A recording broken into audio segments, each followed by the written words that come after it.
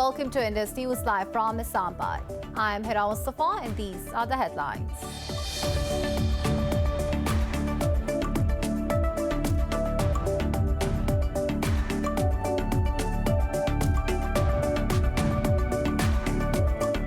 Pakistan says it wants peace in Afghanistan and it would only come if all factions accept a political solution. Addressing a press conference at the Pakistan Embassy in Washington, National Security Advisor Moeed Yusuf said Pakistan is focused on ensuring that tensions in Afghanistan do not lead to more bloodshed. On Afghan refugees, he said arrangements should be made to keep displaced Afghans inside their country instead of pushing them into Pakistan.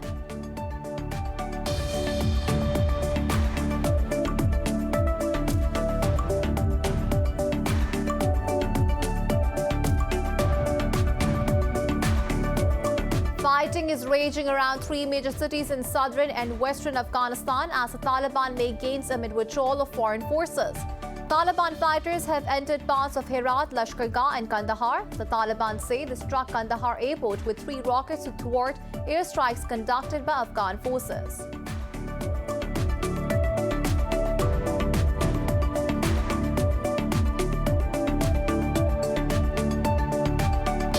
Iran has denied involvement in the attack on an Israeli-managed tanker off the coast of Oman. A foreign ministry spokesperson condemned Israel's accusations, saying Tel Aviv has created insecurity, terror and violence. The attack on the vessel 3 days back killed 2 foreign crew members on board.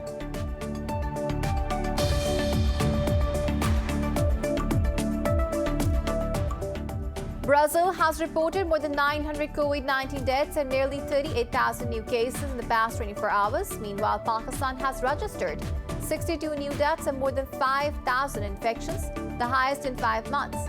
Globally, the death toll has surpassed 4.2 million with more than 197.7 million infections.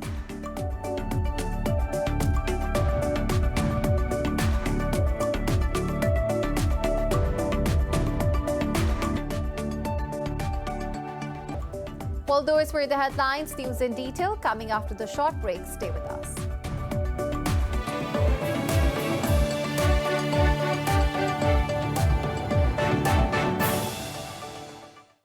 Welcome back. Now the news in detail. Pakistan says it wants peace in Afghanistan and it would only come if all factions accept a political solution. National Security Advisor Moeed Yusuf said this while addressing a press conference at the Pakistan Embassy in Washington. Moeed Yusuf said Pakistan is focused on ensuring that tensions in Afghanistan do not lead to more bloodshed. On Afghan refugees, he said arrangements should be made to keep displaced Afghans inside their country instead of pushing them into Pakistan. Yusuf added that if a situation arises, it is the responsibility of the international community to create a secure area inside Afghanistan. He described the government's U.S. policy as pragmatic and unapologetic, but not boastful. The National Security Advisor arrived in Washington on 27th of July, along the Director General of Inter-Services Intelligence, Faiz Hamid, for talks with their American counterparts. They held talks with U.S. National Security Advisor Jake Sullivan at the White House, which was also attended by other security officials from both sides. Fighting is raging around 3 major cities in southern and western Afghanistan as the Taliban make gains amid withdrawal of foreign forces. Taliban fighters have entered parts of Herat, Lashkar and Kandahar. Since May, with the announcement of foreign troops pullout, the Taliban have intensified their attacks on government forces.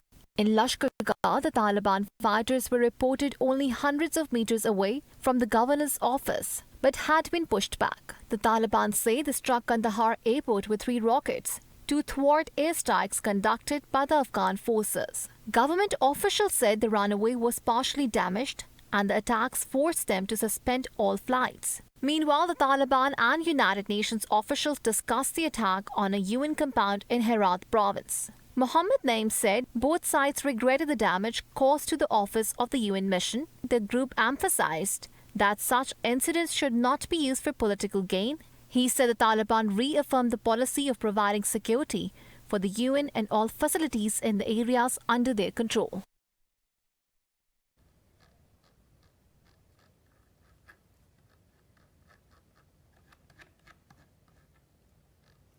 Fighting is raging around three major cities in southern and western Afghanistan as the Taliban make gains amid withdrawal of foreign forces.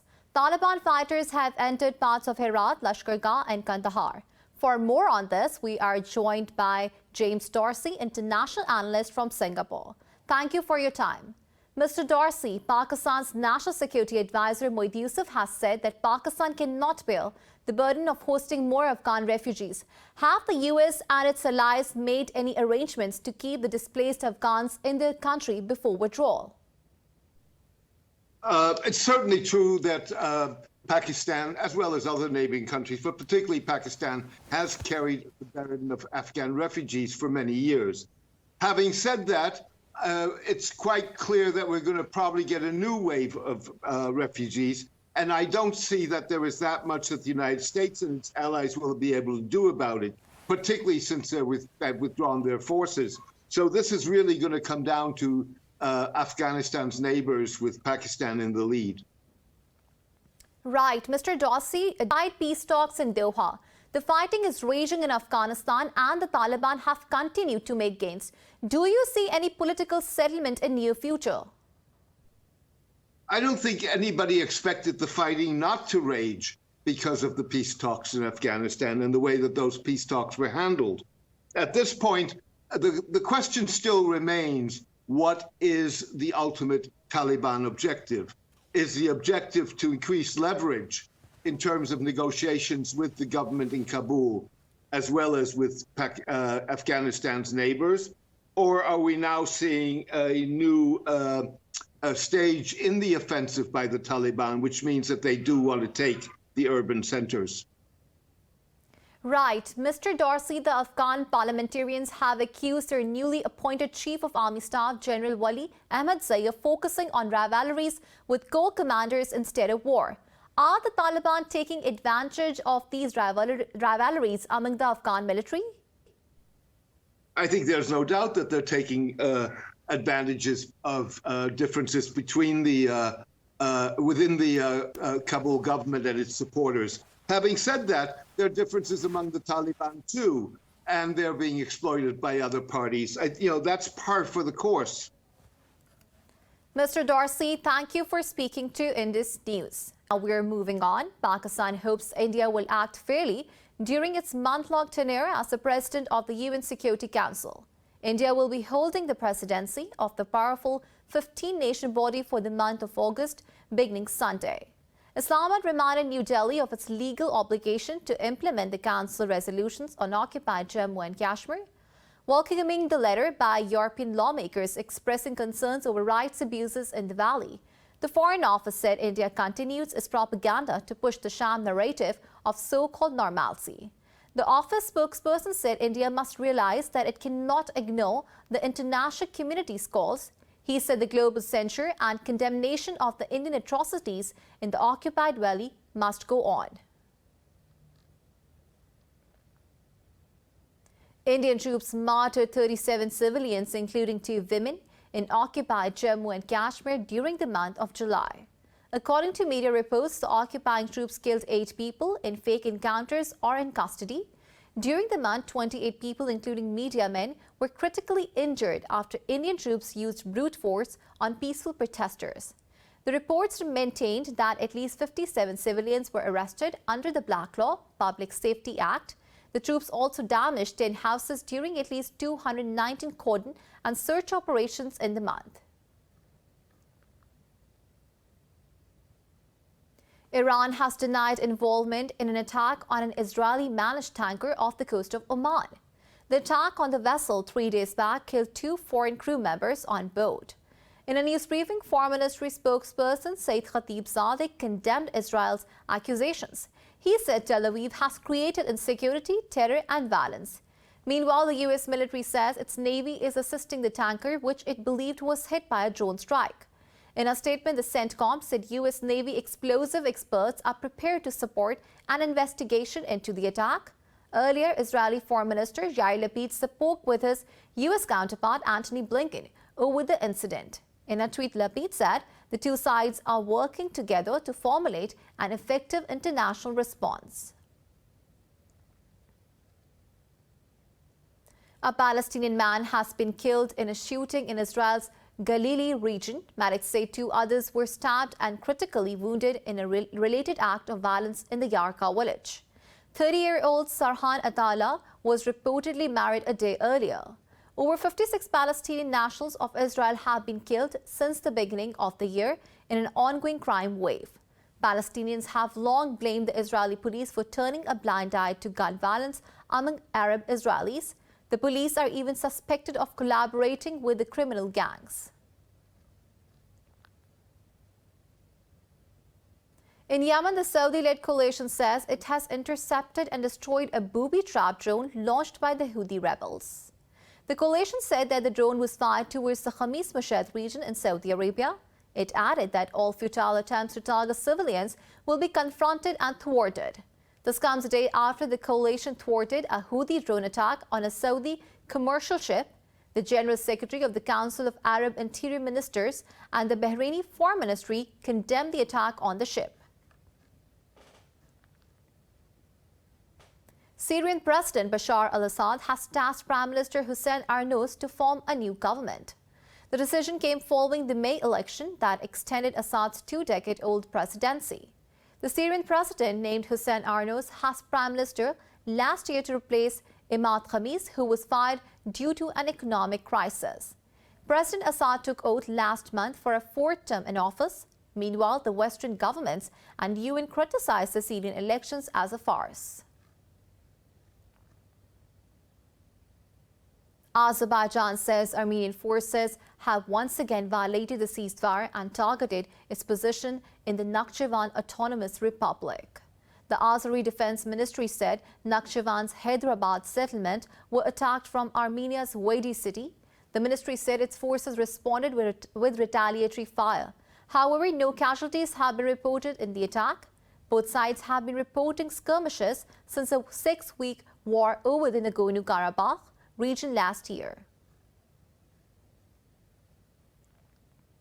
Myanmar's military ruler Min Aung Hlaing has once again promised new multi-party elections. He spoke in a televised address 6 months after the army seized power from the civilian government. Min called on all sides to create conditions to hold a free and fair general election. He said the government will take 6 months to prepare for the election according to the law. Min added his government is ready to work with any ASEAN special envoy within the association's framework. Meanwhile, ASEAN foreign ministers are scheduled to meet on Monday to finalize a special envoy. The U.S. has urged Tunisia to outline a swift return to the democratic path. Last Sunday, President Kais Saied seized governing powers after dismissing the Prime Minister over COVID-19 handling and poor governance. In a phone call with Saied, U.S. National Security Advisor Jake Sullivan underscored the need for rapidly forming a new government. In a statement, the White House said Sullivan called for the timely return of an elected parliament. He noted a capable prime minister is the key to stabilizing Tunisia's economy and confronted the COVID-19 pandemic. Meanwhile, Saied has reiterated that Tunisia is on the right path to establishing democracy and pluralism. Speaking to his Algerian counterpart over the phone, Saied said there will be important decisions soon.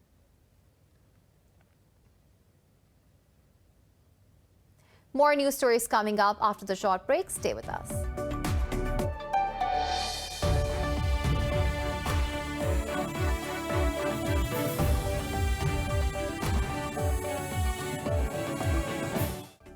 Welcome back. Brazil has reported more than 900 COVID-19 deaths and nearly 38,000 new cases in the past 24 hours.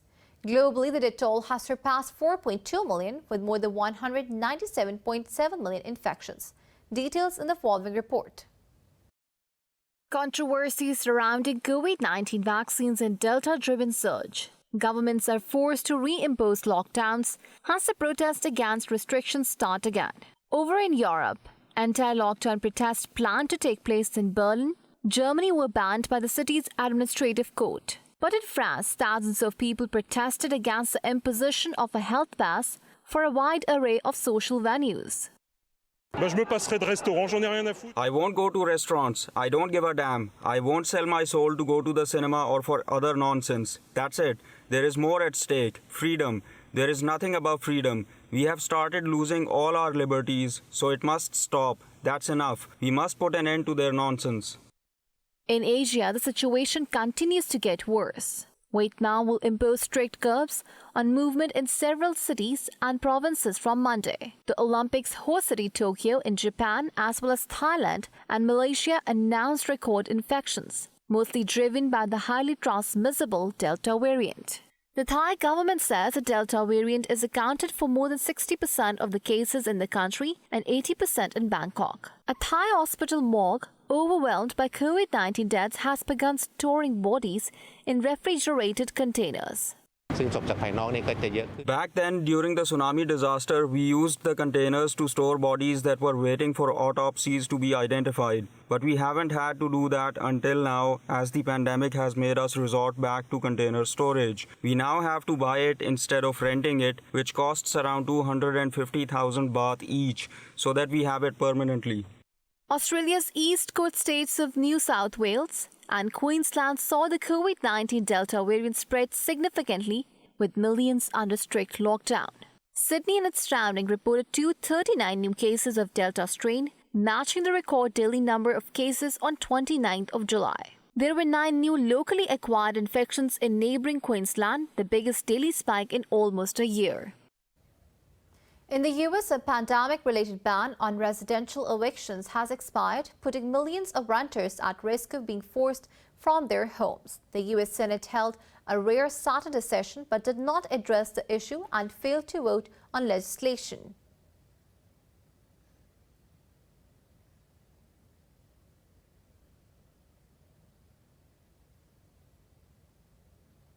Elizabeth Warren said, families in every state are trying to figure out how to survive a devastating and unnecessary eviction. House Speaker Nancy Pelosi noted that Congress had previously approved $46.5 billion in rental relief. She said only $3 billion out of that amount has been distributed to renters. Pelosi said lawmakers are demanding to speedily distribute the complete amount to renters and landlords. Some Democratic lawmakers, including Cori Bush, are rallying outside the Capitol to call for the ban's reinstatement. She was evicted 3 times and lived in a car with her 2 children before her career in politics.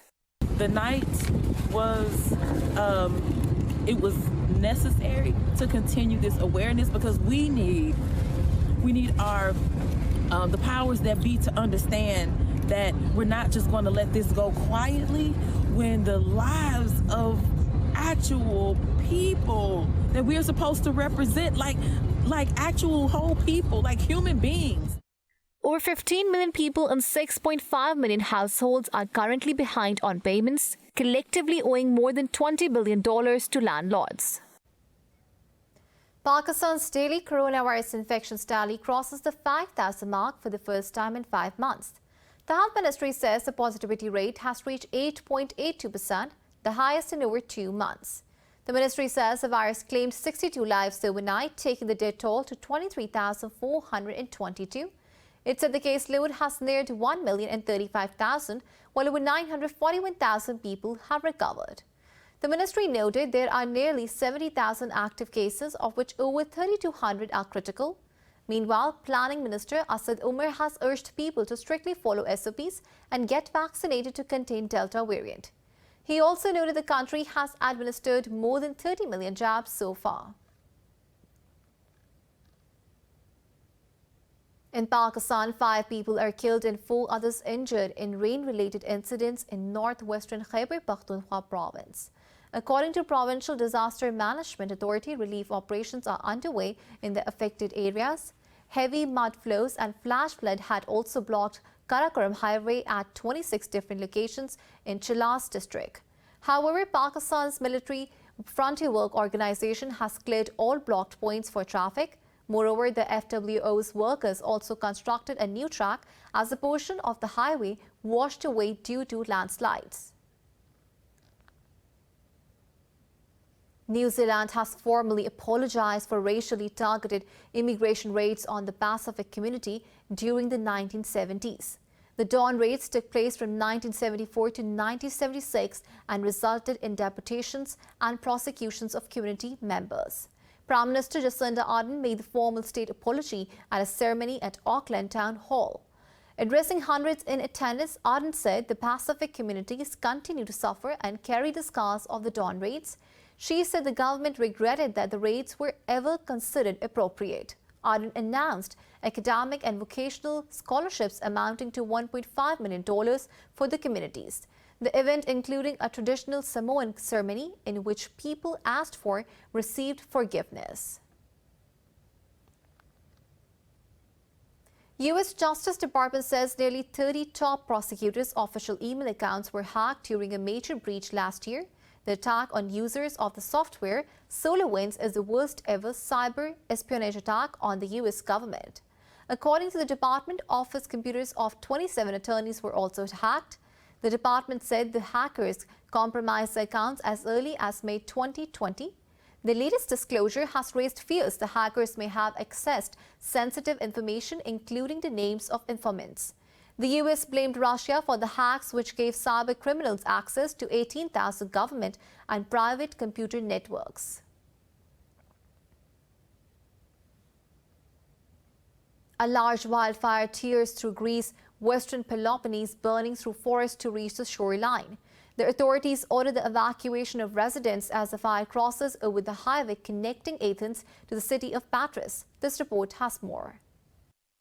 The fire broke out in the hills of Syria, about 30 kilometers east of Patras, and quickly spread downwards towards the coast. At least 145 firefighters, aided by 8 helicopters, 8 planes and 1 fire service boat, are battling the blazes. Meanwhile, the wildfires in Canada's British Columbia heavily polluted Penanton Lake and its surroundings. According to authorities, the region's air quality is likely to be impacted by wildfire smoke over the next 24 to 48 hours. The officials also estimate that about 244 fires are active in the region.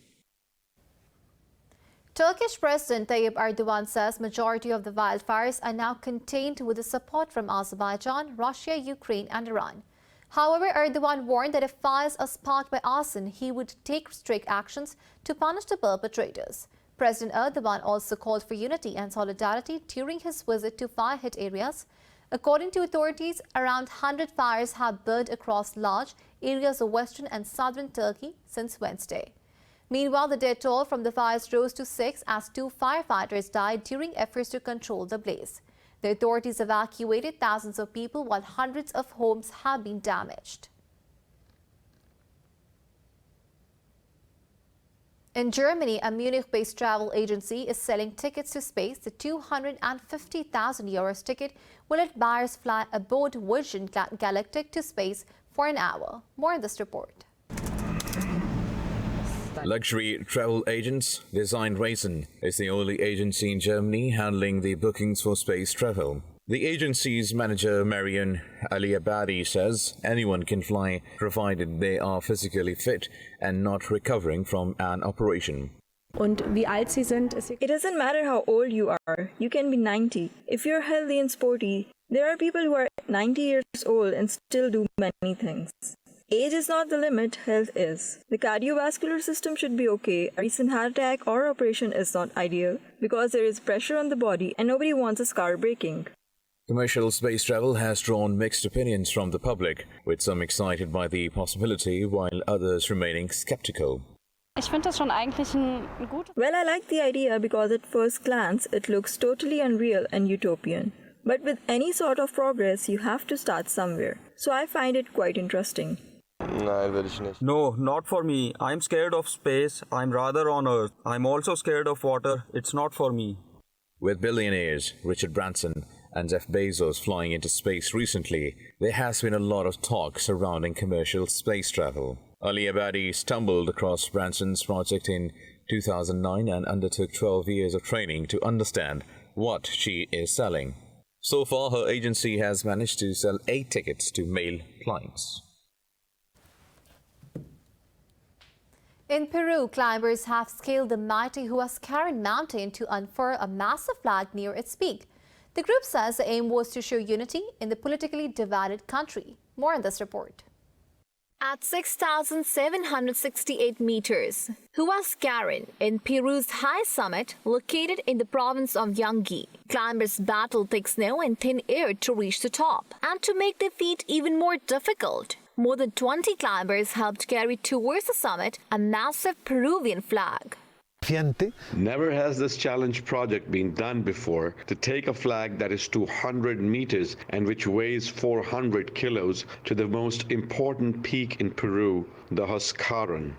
The flag was unfurled on the Huascaran mountain on July 12th, in time for the country's bicentenary celebrations on July 28th. Victor Rimac helped organize this expedition, hoping to unite the country after divisive presidential elections.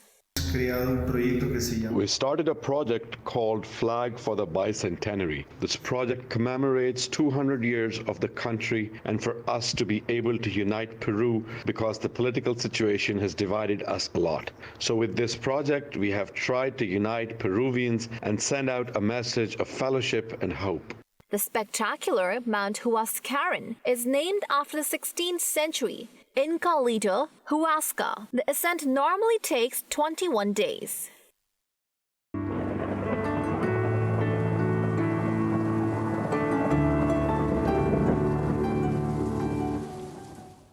Now it's time to have a look at the weather update across the globe.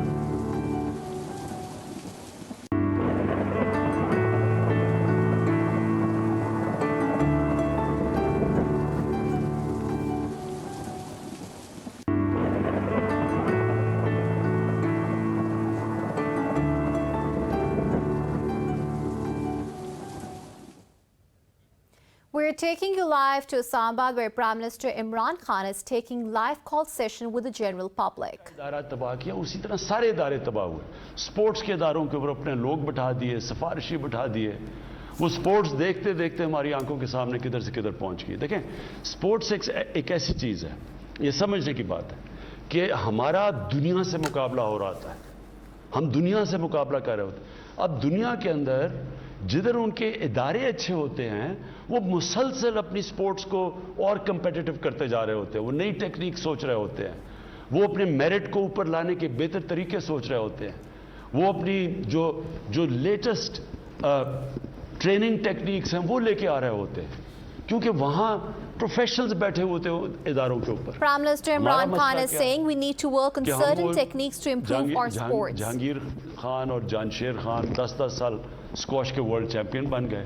किसी ने यही नहीं सोचा कि squash को एक इदारा बनाया जाए पाकिस्तान में, जिधर सारे मुल्क से कंपटीशन करें और टैलेंट उन दो के सर के ऊपर हमने समझा कि जनाब हमारी स्क्वॉश बहुत अच्छी है। जैसे ही वो दो गए, पाकिस्तान नीचे जाना शुरू हो गया। Hockey We need to work on our squash department when we talk about Jahangir Khan, as he was a squash champion. Talent बेहतरीन था, हम सबसे बेहतर टैलेंटेड थे, लेकिन जैसे जैसे वो एस्ट्रो टर्फ के ऊपर आए और गेम चेंज हुई, हम साथ चेंज नहीं हुए और हमारे पास वो प्रोफेशनलिज्म नहीं थी। आज ये भी दिन देखना है कि पाकिस्तान की हॉकी क्वालिफाई ना करे ओलंपिक्स के लिए। So we need to work professionally in order to work and in order to make our name in different fields of sports. और वो अब मैं शुरू कर रहा हूं। For example, hockey.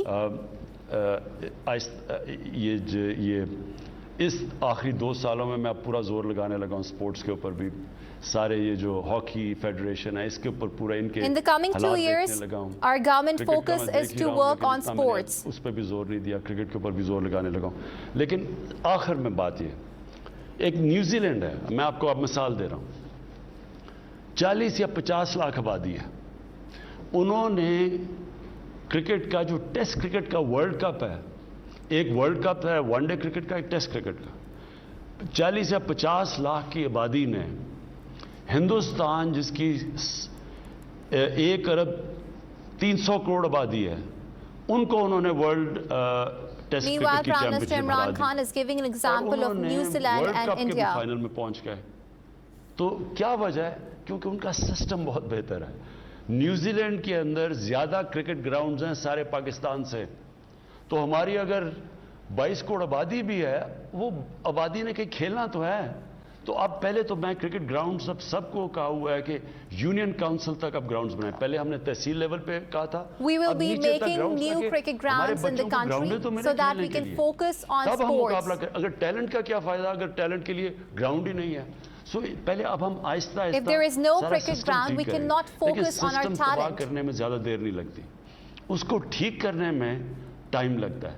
लेकिन मैं ये आपको बता दूं कि अब मैं पूरा It's a time-taking process. Sports के ऊपर तवज्जो दूंगा। जी, आपकी कॉल्स का सिलसिला जारी है। 051-9224-900 ये नंबर है जिस पे आप वज़ीर-ए-आज़म पाकिस्तान से बात कर सकते हैं। हम अगले कॉलर की जानिब जाएंगे, लेकिन गुजारिश ये है कि अपनी बात को मुख्तसर रखिएगा और जो भी आपका सवाल हो वो फ़ौरन कर लीजिए ताकि ज़्यादा से ज़्यादा हम कॉलर्स को प्रोग्राम में शामिल कर सकें। जी, अस्सलाम वालेकुम। Well, Senator Faisal Javed is taking live calls from the general public.